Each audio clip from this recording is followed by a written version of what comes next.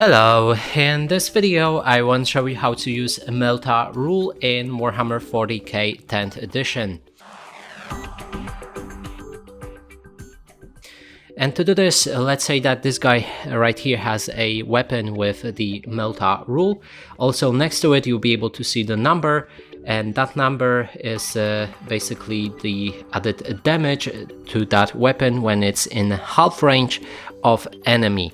So again, next thing, this remote, let's say that it has 12 inches and the Melta weapon also has like 24 inches.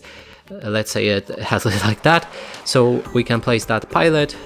Then right now this guy is in 12 inches from my guy, which means I can use Melta Rule and add that additional damage. And that's it for this video. Hope you like it. Please consider subscribing to our channel, leave a like and a comment below.